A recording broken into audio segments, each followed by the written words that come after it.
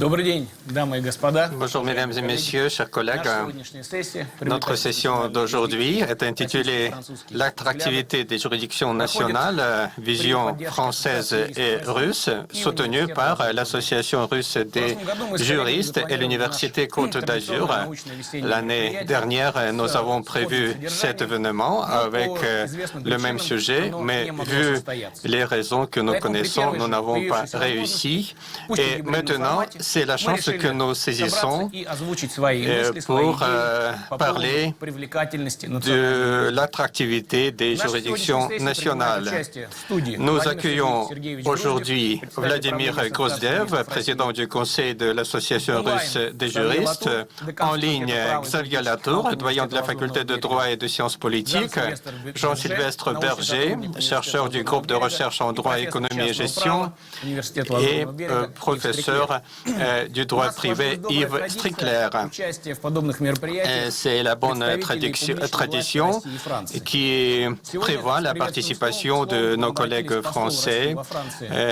Nous avons reçu le mot de bienvenue de Monsieur l'ambassadeur de Russie en France, Monsieur Mashkov, et Madame Christian Emel. Je donne la parole à Monsieur l'ambassadeur. Chers participants, chers amis, pour moi, c'est toujours un grand honneur et un plaisir de participer à ce forum. Ce forum qui lance et dynamise la vie d'experts, la vie sociale et la vie économique dans nos pays. Ce forum est organisé par l'Université Ranepa et l'Université Côte d'Azur, qui participe à des réunions traditionnelles de l'université franco-russe. Mais le sujet que vous avez retenu aujourd'hui est bien pertinent, puisque pour la première fois, ce forum va accueillir les participants en ligne. D'un côté, cela démontre l'ampleur du progrès technique, mais aussi nous oblige de réfléchir sur les changements que nous traversons aujourd'hui. En 2016, l'université franco-russe a été créée, qui enrichit les contacts universitaires entre nos deux pays. Il procède à une mobilité académique, lance des projets de recherche et de formation de spécialistes. Actuellement, ça se fait principalement à distance. En 2019, nous avons adopté une feuille de route et qui oblige l'université franco-russe d'élargir le nombre d'étudiants qui participent à cette mobilité académique. Et nous voyons que cet objectif est bien réalisé. En 2019,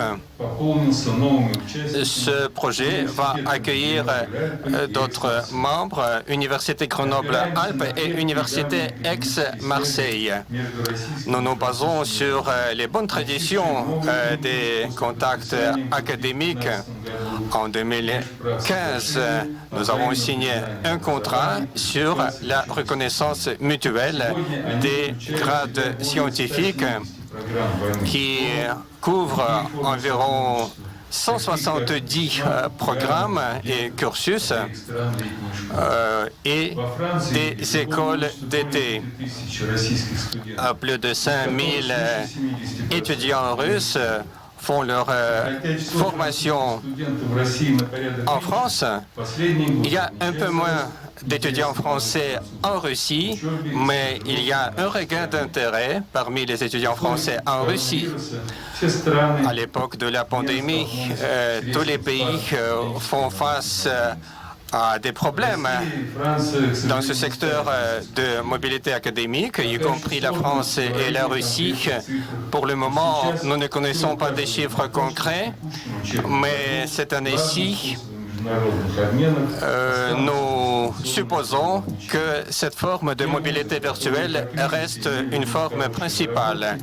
Et justement, les universités qui ont cette expérience vont être à la première ligne de ces contacts et de ces échanges. Je pense qu'il nous reste encore à évaluer l'impact de la pandémie sur le monde académique. Peut-être ces changements auront une nature durable, mais pour le moment, il nous faut optimiser nos systèmes académiques et nos systèmes financiers également. Je suis certain que notre forum va y contribuer. La situation où se trouve la communauté mondiale est sans précédent puisque cela pose devant la communauté académique des nouveaux défis et perturbe les traditions qui existent. Mais cette situation est aussi unique en son genre puisque cela nous permet d'avoir une nouvelle vision sur ces difficultés. Nous utilisons toutes les possibilités des technologies numériques. Nous savons maintenant comment soutenir des thèses à distance, par exemple, et nous retissons les liens sociaux à distance. Ce sont des aspects positifs qui restent à évaluer. Bien sûr, il y a le principal, ce sont des contacts humains. C'est pourquoi l'initiative commune des présidents français et russes, Dialogue de Trianon, nous aide à le faire puisqu'il englobe un agenda riche qui prévoit des échanges dans le monde académique. Je crois que ces échanges entre les étudiants et les professeurs est un grand outil de rapprochement des peuples français et russes. Je souhaite beaucoup de succès à votre conférence et j'espère que vous allez réussir à mettre au point des nouvelles formules de votre travail et je vous souhaite très bonne santé cette année. Merci.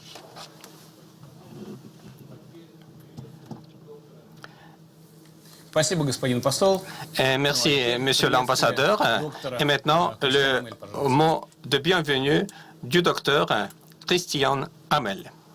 Monsieur l'ambassadeur de Russie, Monsieur Alexei Meshkov, Monsieur le recteur de la RANEPA, Monsieur Mahou, Monsieur le doyen, Messieurs les professeurs, si vous voyez aujourd'hui pas Christian Estrosi, mais le docteur Christian Amiel, c'est parce que le maire de Nice, qui était prévu à faire l'introduction ce matin, n'est pas disponible ce matin. Il a eu une urgence absolue et ne pouvait pas être parmi vous, ce qu'il regrette vraiment et très sincèrement, mais j'ai le plaisir et l'honneur donc de le représenter ce matin. Donc, si le thème de notre rencontre aujourd'hui est l'attrait de la juridiction nationale, point de vue français et russe, ce qui nous unit surtout, c'est l'amitié franco-russe. C'est une amitié profonde entre Nice et la Russie et donc il y a plusieurs marques de la population russe qui se trouvent ici à Nice. Je parle de la cathédrale Saint-Nicolas, la cathédrale russe, je parle du château de Valrose, donc site de notre université, qui a été construit par le baron Serge von der Wyss et qui sont la preuve de la présence des Russes toujours ici depuis plus d'un siècle. En plus, ce n'était pas que les Russes en 1840 qui sont venus visiter Nice. Cette tradition s'est poursuivie et nous comptons quand même ici à Nice plus que 100, même 200 000 personnes, 200 000 personnes de nationalité russe qui viennent visiter notre belle ville de Nice avec 10 000 résidents permanents. Depuis le 22 septembre 1997, Nice est jumelée à la ville de Saint-Pétersbourg. Le forum CAIDAR a toujours été un moment particulièrement propice à la qualité de nos échanges. C'est dans le cadre de ce forum, au lieu d'échanges entre spécialistes mondiaux des questions économiques, politiques et financières, que nous avons pu sceller avec nos partenaires russes de nombreuses coopérations. Je pense notamment à la création de l'université franco-russe, établie depuis maintenant 3 ans à l'université de Nice-Sophie Antipolis, aujourd'hui nommée Université Nice-Côte d'Azur, et dont le comité directeur se réunira en marge de ce forum cet après-midi. Créée en 2017, l'université franco-russe est un exemple pionnier et unique en France. Elle a depuis intégré les universités Aix-Marseille et Grenoble et ressemble aujourd'hui plus de 1000 étudiants. D'ailleurs, Christian Estrosi salue les étudiants russes qui n'ont pas vu la pandémie se retrouver ici à Nice et les invite très cordialement à se retrouver à la fin de cette pandémie qu'on espère très très vite passer ici à Nice. L'université franco-russe permet ainsi d'échanger nos expertises. Cet échange est particulièrement important, d'autant plus dans ce contexte actuel de pandémie qui n'exclut personne et aucun pays. Plusieurs travaux effectués dans le cadre de cette université ont déjà porté leurs fruits, comme ceux effectués par le dialogue de Trianon, mis en place en mai 2017, et œuvrant pour l'ouverture de nos coopérations. Pour rappel, l'université franco-russe est composée depuis 2017 par les universités suivantes dont la présidence annuelle est tournante. L'université Côte d'Azur reprend la présidence tournante en ce début de l'année. Je parle de RANEPA, c'est l'Académie nationale du président à Moscou, l'Université physique nucléaire de Moscou, l'Université Ruden de l'amitié entre les peuples de Moscou, l'ITMO Saint-Pétersbourg, l'Université de technologie, donc l'Université Nice-Côte d'Azur, Schema Business School, Université Grenoble-Alpes et l'Université Aix-Marseille. Les échanges entre nos deux universités et ce déroulement aujourd'hui, dans le cadre du Forum Gaïda, s'inscrivent dans cette continuité. L'attrait de la juridiction nationale est un travail qui, je le sais, s'inscrit depuis plusieurs années entre la faculté de droit et sciences politiques de Nice et les juristes de la RANEPA. Échanger sur les questions juridiques est un bon moyen de mieux se connaître, se comprendre et d'avoir des repères dans le contexte incertain que nous vivons aujourd'hui. Nous sommes honorés que nos experts aient été associés à cet atelier d'études sur les juridictions qui planchera sur des questions d'actualité, mais aussi sur des sujets de fond, comme les sources du droit, la place de juridiction dans nos sociétés. Je sais que la qualité des travaux qui seront présentés au cours de cet atelier par nos deux universités sera à la hauteur de ce forum de renommée mondiale. Un autre sujet me tient particulièrement au cœur cette année, l'année franco-russe 2021. C'est un plaisir immense pour la ville de Nice d'accueillir le lancement de l'année franco-russe 2021 de la coopération décentralisée décidée par nos deux gouvernements. L'enjeu de cette année exceptionnelle est de donner une nouvelle impulsion aux relations entre les villes russes et françaises, de renforcer les liens entre les citoyens russes et français et de faire mieux connaître les atouts des territoires respectifs. Une journée spéciale de lancement se déroulera le 5 février, si les conditions sanitaires le permettent, ici à Nice. Durant toute cette année, une attention spéciale sera portée sur l'université franco-russe qui signera dans ce cadre une convention en santé publique, à savoir un programme d'échange entre les professeurs, étudiants et médecins en cancérologie, hématologie et urologie. Des centaines de projets seront réalisés tout au long de cette année dans 30 villes françaises. Nous confortons ainsi la constance et la fidélité à nos objectifs communs d'échange et de coopération dans le respect mutuel de nos valeurs et de nos connaissances. Monsieur l'ambassadeur, Monsieur le Président, Monsieur le Directeur, Messieurs les doyens et professeurs, ce sera un honneur de vous accueillir à Nice et de vous rencontrer à Moscou prochainement si la situation sanitaire le permet.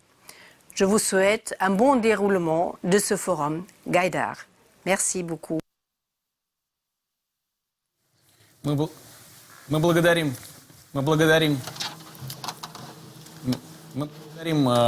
господина посла Nous Мешкова и remercions Monsieur l'ambassadeur Meshkov et Madame Hamel pour ces mots de bienvenue. наши сегодняшние Je voudrais dire que nous avons publié монография un российско-французской recueil национальной юрисдикции в системе qui международного est сотрудничества. consacré aux juridictions nationales françaises et russes.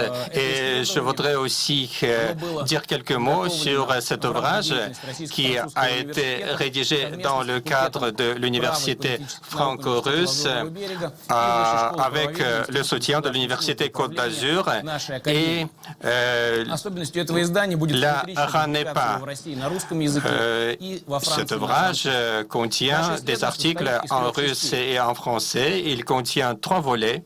Да, не работает.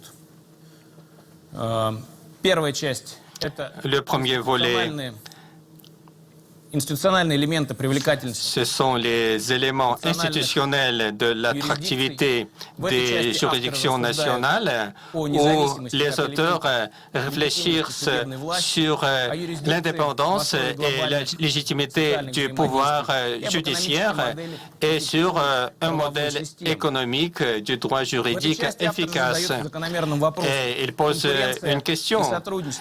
La concurrence et la своим флагом.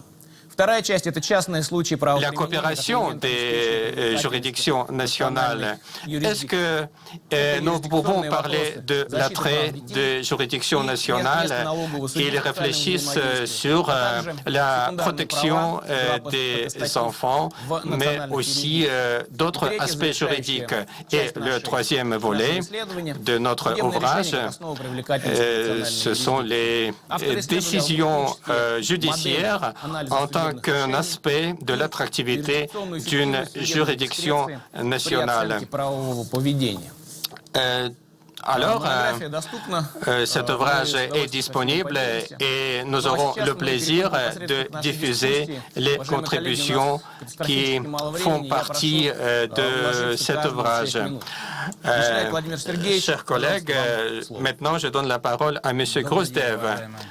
Bonjour, chers collègues. Merci pour cette possibilité de prendre la parole à cette session traditionnelle que nous tenons avec la RANEPA.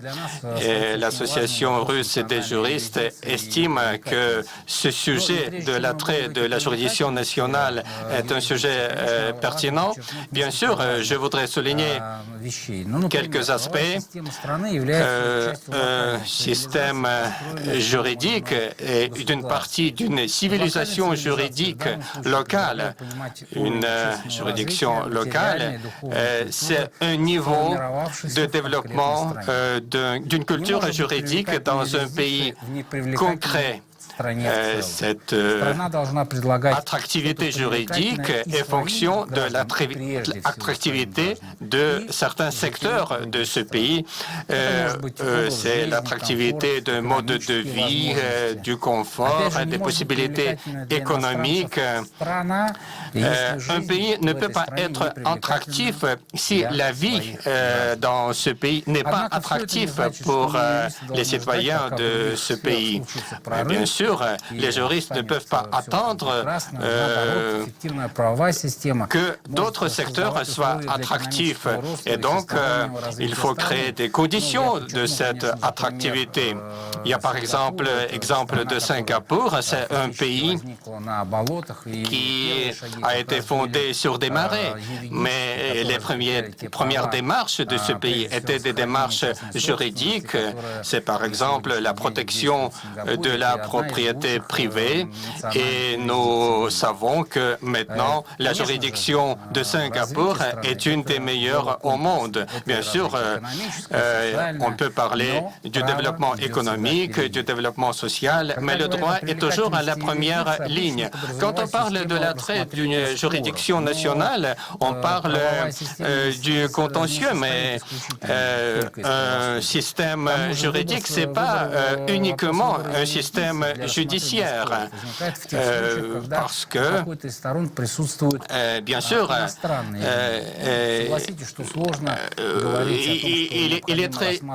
il est très difficile de parler seulement de l'attractivité d'une juridiction nationale si on parle par exemple d'un contentieux qui oppose deux entreprises russes qui sont basées dans la ville de Tver et ce contentieux ne peut pas être examiné à Londres.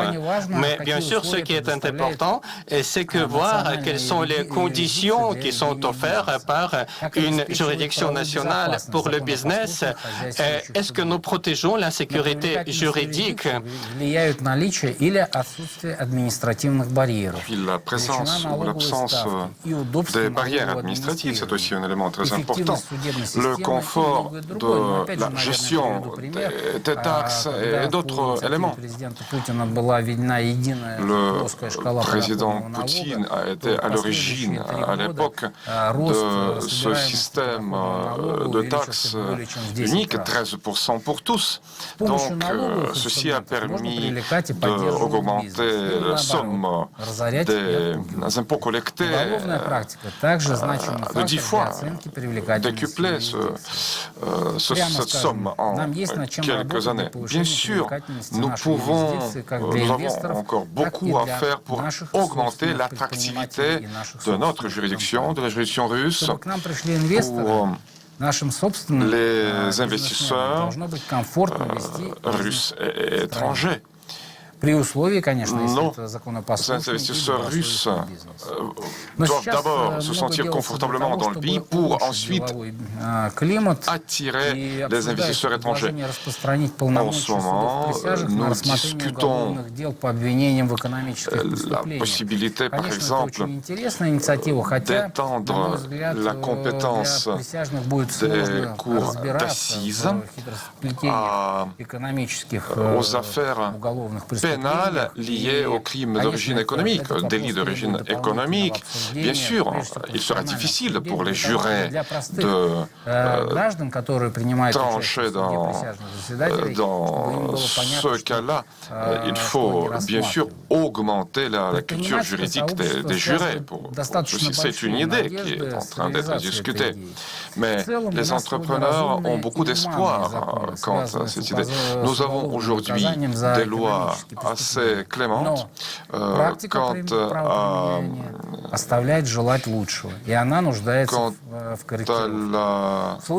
au traitement des affaires pénales d'origine économique. Mais l'application, la jurisprudence a encore des lacunes. Il y a des choses à améliorer. Ensuite, le contrôle juridique est notre domaine où il faut encore éliminer des barrières administratives, ce qui permettra, on espère, d'augmenter l'attractivité de la juridiction russe, du système russe. Le nouveau code de délit administratif est en train d'être préparé, le code de procédure administrative également.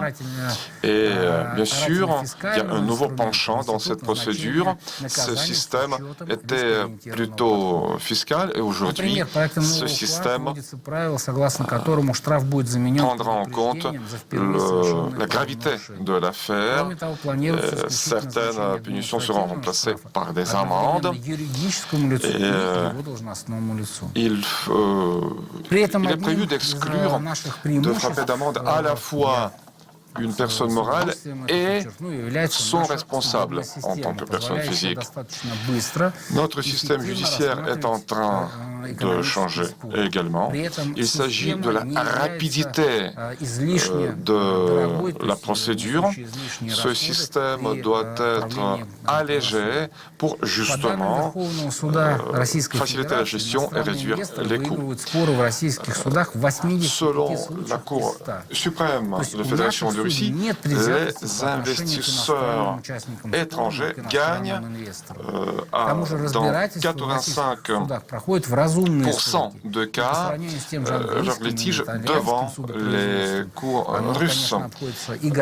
Bien sûr, par rapport, par exemple, aux juridictions anglaises ou italiennes, c'est encore la procédure qui est beaucoup moins coûteuse. M. Lebedev, le président de la Cour suprême, justement, attache une grande importance à ce travail. Encore une problématique qui est à discuter, c'est qu'il ne faut pas uniquement parler de l'attractivité de la juridiction, mais aussi de la capacité de cette juridiction de s'auto-protéger. Il y a une concurrence des juridictions, si vous voulez. Un nouveau système juridique mondial est en train d'apparaître aujourd'hui. Des conflits de juridiction nationale donnent lieu à de nouveaux litiges, à de nouveaux contentieux. Par exemple, les grandes entreprises dans le monde numérique parfois ignorent et ne prêtent pas attention à la législation locale, la législation du pays. Formellement, ils sont à l'étranger, mais ils sont très présents dans l'espace informatique du pays. Il s'agit, par exemple, de la protection des données personnelles, de divulgation de certaines données, etc. Ces corporations globales, nous avons plein de cas, pratiquement mettent en place leur propre censure. Vous voyez de quoi il s'agit. Il s'agit de l'attitude de Twitter envers le président Trump, qui est encore président, encore en poste.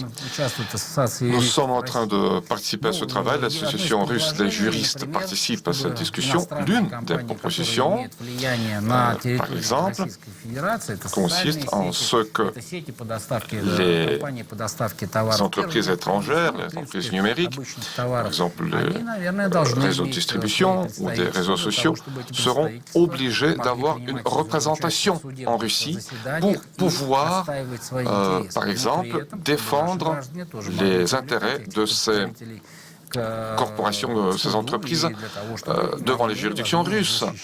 Mais également, ça facilitera aux Russes un recours contre ces entreprises.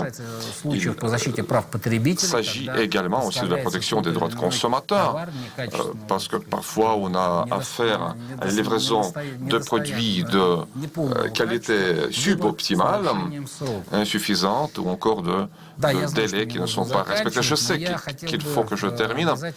Je tiens à souligner une initiative très importante de la Cour suprême, session plénière de la Cour suprême de la Fédération de Russie.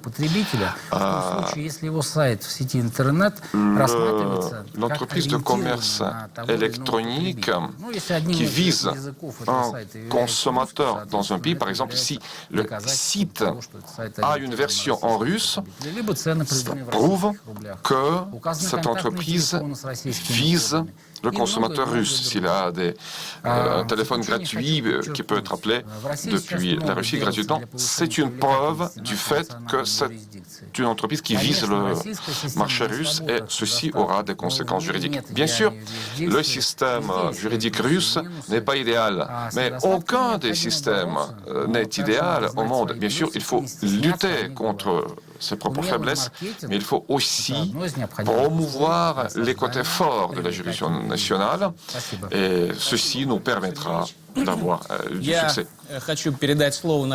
Merci. Je voudrais donner la parole à M. Xavier Latour. Vous la parole, s'il vous plaît. Merci, cher Oleg, merci, chers collègues. En guise de préambule, permettez-moi de remercier très chaleureusement nos collègues de l'Académie qui ont organisé cet atelier et qui nous font l'honneur de nous associer à ces réflexions. Cela fait plusieurs années que nous avons la chance de travailler ensemble et c'est vrai que nous apprécions beaucoup la qualité de nos relations qui sont des relations de confiance et d'amitié. Je tiens aussi à vous faire part des regrets du maire de Nice, Christian Estrosi, qui m'a encore tout à l'heure envoyé un message pour me dire combien il aurait souhaité se joindre à nous et participer à nos travaux, mais sans doute, comme en Russie, la gestion de la crise sanitaire conduit nos responsables politiques à adapter leur emploi du temps. Je remercie également le président Grousdev pour la qualité de son intervention que j'ai trouvée extrêmement stimulante. Je rejoins le président Grousdev sur l'idée que le droit participe à l'attractivité d'un État, l'attractivité économique d'un État, dans un environnement qui, vous l'avez rappelé, est un environnement globalisé et très concurrentiel. Il est donc normal que, dans ces circonstances, le droit constitue un élément essentiel, soit pour attirer des investisseurs étrangers, soit au contraire, malheureusement dans certains cas, selon les systèmes juridiques, pour les repousser d'une certaine façon, en tout cas les dissuader de venir. L'idée que je retiens également de votre propos est celle de la nécessité d'une sécurité juridique. Un État est attractif parce qu'il offre aux investisseurs étrangers, aux entreprises étrangères, un niveau de sécurité suffisant. En ce qui me concerne, je souhaiterais développer avec vous 3 idées principales. Dans cet environnement globalisé, je perçois 3 types de convergence entre les juges. Une convergence des défis. Première idée. Deuxième idée, une convergence des méthodes et des moyens. Et la dernière idée, qui est un petit peu en décalage par rapport à ce qu'on a l'habitude d'entendre, sans doute, c'est que de plus en plus, les juges doivent faire face à une convergence des critiques qui leur sont adressées. Je commencerai par la convergence des défis. Les marchés, nous le savons, sont intégrés les uns aux autres. Les juges doivent par conséquent tenir compte d'un environnement économique et qui est observé avec beaucoup d'attention, pas simplement par les acteurs économiques nationaux, mais également par les acteurs économiques internationaux, qu'il s'agisse des acteurs publics comme des acteurs privés. Les défis sont aussi sociaux. Bien sûr, nous évoluons dans un environnement de libre circulation. Libre circulation que connaît bien mon collègue et ami Jean-Sylvestre Berger. Il y a une libre circulation de plus en plus des capitaux, des marchandises dans un système mondialisé, mais il y a également une libre circulation des hommes et des femmes qui ont des préoccupations sociales et qui ont des préoccupations sociétales qui sont de plus en plus partagées, de plus en plus communes aux différents États et qui mettent les juges aux prises avec des perceptions parfois très difficiles à appréhender. Et puis, il y a des enjeux sécuritaires. Ces enjeux sécuritaires renvoient à l'existence de menaces mondiales face auxquelles les juges trouvent parfois des réponses nationales, mais construisent également des raisonnements sur la base de règles juridiques, de principes juridiques partagés. Autre convergence que j'identifie, c'est la convergence des méthodes et des moyens. Nous nous apercevons que de plus en plus, les juges ne travaillent pas seuls et qu'ils recourent à des experts.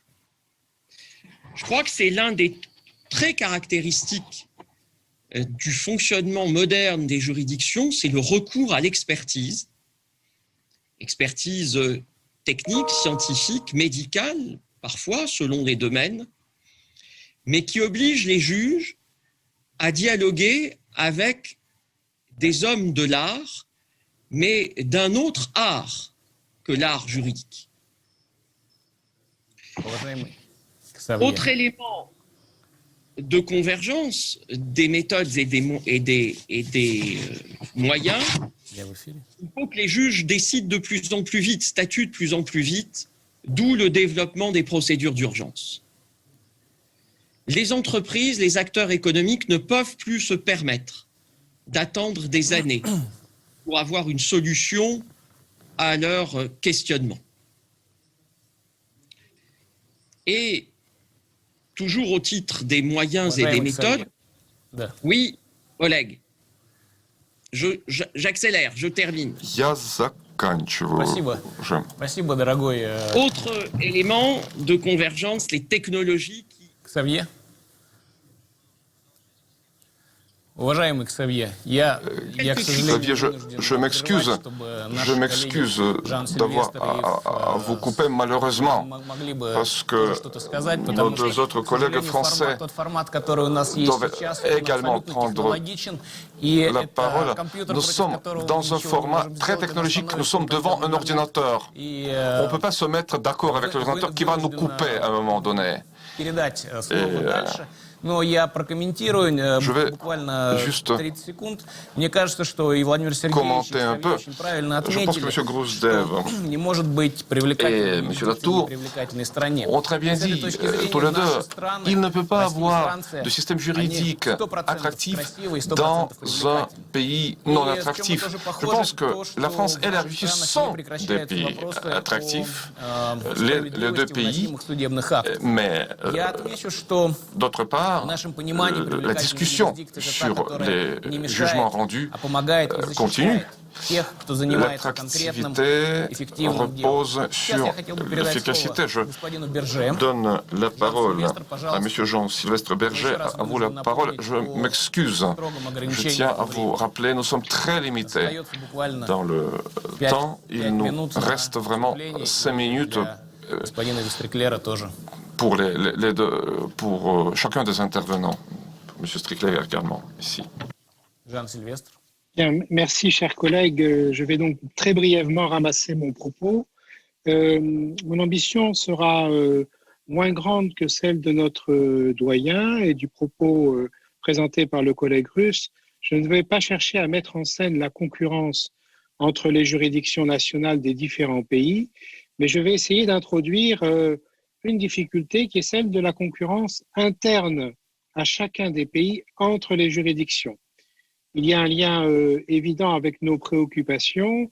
Dans un monde global, si on veut s'intéresser aux justices des autres pays, il faut avoir cette capacité à entrer dans les difficultés, les arcanes des systèmes juridiques nationaux et notamment des potentielles coopérations ou concurrences entre les juges nationaux. Pour illustrer le propos, je propose de me placer sur un terrain du contrôle à la fois de la constitutionnalité des lois et de leur conventionnalité. Nous avons en France, comme cela existe en Russie, une juridiction spécialisée dans le contrôle de la constitutionnalité des lois, c'est le Conseil constitutionnel, et nous avons des juges ordinaires, que ce soit le Conseil d'État ou la Cour de cassation notamment, qui traitent de la question de la conformité des lois françaises avec des conventions internationales. La question que l'on peut se poser est de savoir si tout ce système qui est en bon ordre ne souffre pas de certaines ambiguïtés ou en tout cas de certaines zones d'ombre où viendraient se glisser des jeux compétitifs entre les juridictions nationales ce qui doit interpeller les juristes étrangers, notamment dans leur approche du système national. Pour traiter cette question, en quelques mots, on peut d'abord observer que les terrains du contrôle de la constitutionnalité et de la conventionnalité se chevauchent parfois. Exemple, le Conseil constitutionnel français accepte de contrôler au nom de la Constitution la conformité des lois françaises aux directives européennes qu'elles transposent. Un juge ordinaire français fait ce travail de contrôle de la conformité de la loi à la directive européenne qui est assimilée à un texte de portée internationale. Vous avez donc deux acteurs qui peuvent, à des moments différents, se poser des questions, si ce n'est totalement identiques, du moins extrêmement proches. Deuxième point d'explication de ce chevauchement possible, vous avez des principes juridiques qui, bien sûr, ont une double coloration, à la fois constitutionnelle et conventionnelle. Je ne prends qu'un exemple, les droits et libertés fondamentaux, pour un certain nombre d'entre eux, reçoivent à la fois un label de normes à valeur constitutionnelle et un label de normes conventionnelles, notamment protégées par une convention qui nous est commune à la Russie et à la France. Je pense bien sûr à la Convention européenne des droits de l'homme. Si les mêmes principes sont susceptibles d'être éclairés par deux contrôles différents, et la question se pose de savoir si on va leur faire dire la même chose ou des choses potentiellement différentes. Dernier élément d'explication, il faut savoir que nos juges nationaux interagissent avec les juges internationaux, spécialement les juges européens. Vous avez des procédures dans le cadre de l'Union européenne qui permettent à tous nos juges, Conseil constitutionnel, Cour de cassation, Conseil d'État, de saisir la Cour de justice de l'Union européenne d'une question préjudicielle. Excusez-moi, Monsieur Berger. Malheureusement, je suis obligé de vous interrompre et donner la parole à Monsieur Strickler. J'espère que nous aurons la possibilité de nous voir et nous ne serons pas obligés de nous interrompre puisque vos paroles sont très intéressantes, mais malheureusement, je suis obligé de donner la parole au professeur Strickler. Merci. D'accord. Merci beaucoup, chers collègues. Je vais essayer de ramasser mon discours dans le temps que vous m'avez annoncé. Vous m'avez demandé de parler de la juridiction nationale comme moyen de développement économique de l'État et je vais centrer mon propos sur la justice d'État. La justice, si elle veut tenir cet objectif, suppose d'être proche des justiciables concernés et en l'occurrence des agents économiques, afin qu'ils puissent développer leur activité chaque fois qu'un contentieux vient la ralentir ou l'entraver. Et c'est la raison pour laquelle il est important que la justice se présente avec une clarté de structure, mais une efficacité de ses procédures pour aboutir à une réponse de qualité avec des solutions prévisibles. Or, on sait qu'à côté de la justice d'État, il existe la justice arbitrale, dont on connaît les avantages et les dangers. Dès qu'il n'y a pas de monopole d'État de la justice, un choix est possible, et spécialement dans les matières économiques. Il faut avoir conscience du fait que dès que les acteurs principaux ont une confiance moindre dans la justice d'État, ou quand la justice d'État est trop lente ou trop imprévisible, c'est vers l'arbitrage qu'ils vont spontanément se tourner. Si l'État veut que la justice, qui est la sienne, participe du développement économique, il faut qu'elle soit organisée de manière à répondre aux attentes du monde économique et qu'elle soit de qualité. Je vais rapidement insister sur ces deux points. Au regard de l'organisation de la justice, l'un des phénomènes qui me semble révélateur de l'impact que peut avoir la justice d'État sur l'économie, c'est la spécialisation des juridictions, qui permet une réponse plus adaptée aux questions rencontrées par les agents économiques, et puis aussi forger une sorte de rapprochement et donc de meilleure compréhension des attentes de chacun, de la justice et des autres pouvoirs publics, surtout des collectivités territoriales, qui sont aussi des actrices majeures dans le sujet qui nous occupe. C'est donc un thème éminemment politique, c'est faire de la politique d'aménagement judiciaire. Et puis, c'est renforcer un champ de compétences. Par exemple, en matière de brevets en France, 80% du contentieux relève du ressort de la Cour de Paris et 10% de Lyon.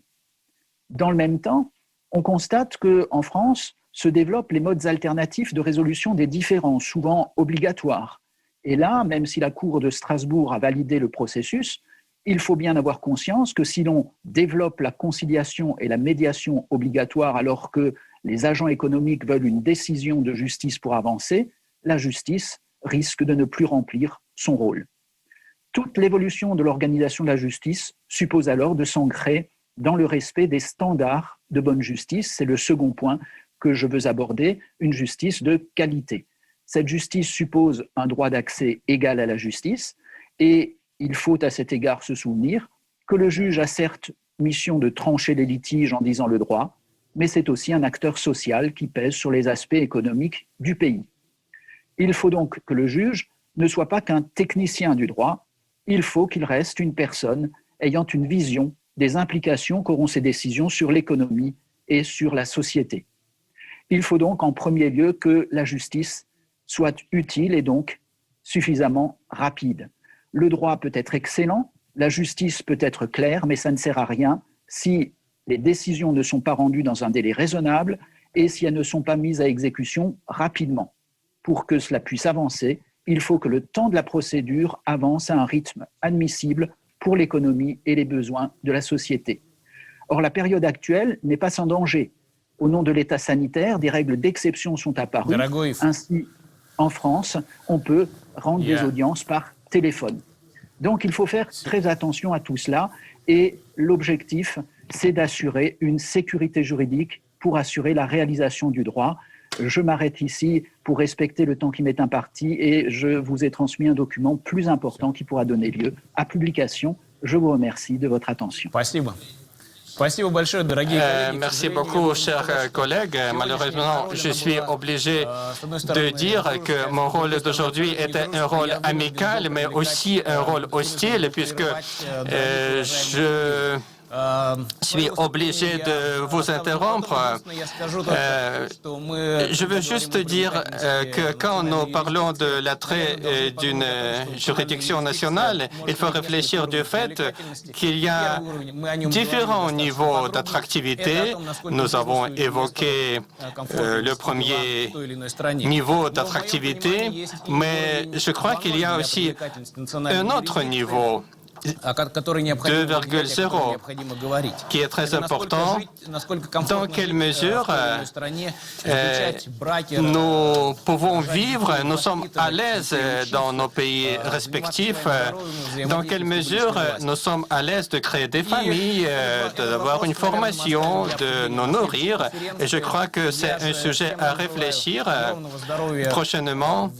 Il me reste de vous souhaiter très bonne santé dans cette situation difficile et espérons que très prochainement, on aura la possibilité de se rencontrer. Merci aux spectateurs et merci aux interprètes. Merci à tous.